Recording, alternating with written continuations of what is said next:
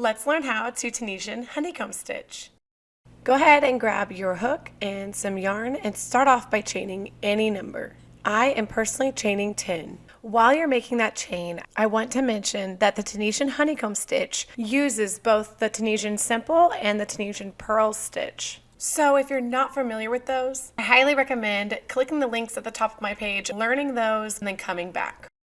For row 1, you are going to place your hook in the back bump of the second chain from hook. You will then yarn over and pull up a loop. This is going to look and act like a Tunisian simple stitch. We're simply just working into a chain instead of under a vertical bar. For the next stitch, you are going to place your working yarn in front of your hook, just like you would a Tunisian purl stitch.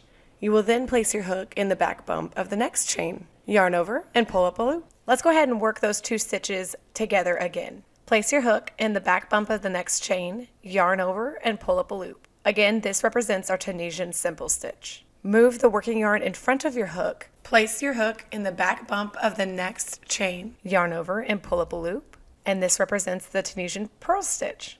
You will now repeat those two stitches across the chain.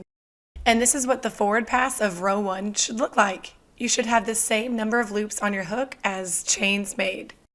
For the return pass, you're going to yarn over, pull through 1 loop, yarn over, pull through 2 loops.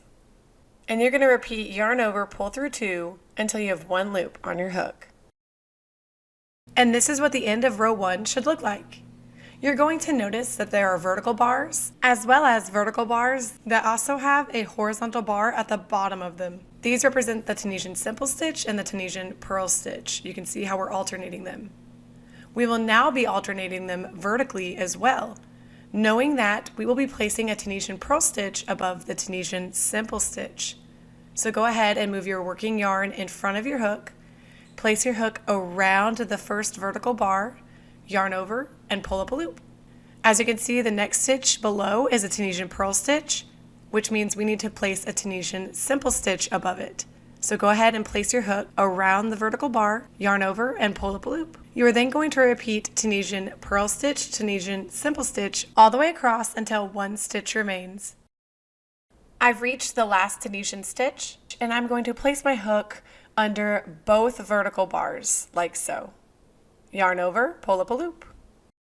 And this is what your work should look like at the end of the forward pass for row 2. You're then going to work the same return pass that you did before, which is yarn over, pull through 1, with a repeat of yarn over, pull through 2 until 1 loop remains. And this is what your work should look like at the end of row 2. For row 3, you are going to start by working the Tunisian simple stitch above the Tunisian purl stitch, and then the Tunisian purl stitch above the next Tunisian simple stitch.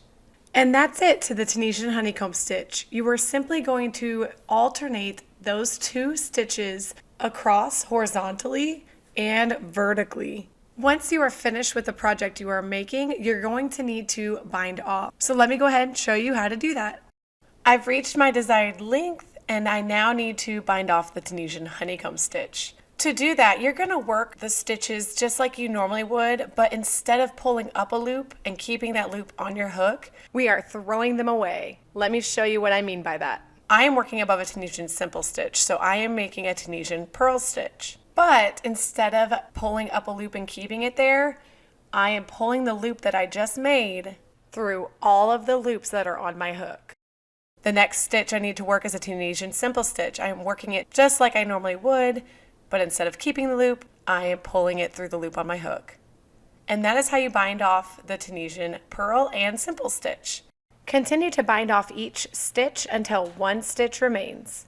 We're coming up on that last Tunisian stitch, and we are simply placing our hook through both vertical bars just like we have been doing, and then pulling that loop through all the loops on our hook. You're then going to finish off by chaining 1 and cutting the yarn, and that's it. I'm proud of you for learning a new stitch. I hope you enjoyed this video tutorial. If you did, please give it a thumbs up and comment down below. And don't forget to subscribe. I offer so many other beginner tutorials and free patterns.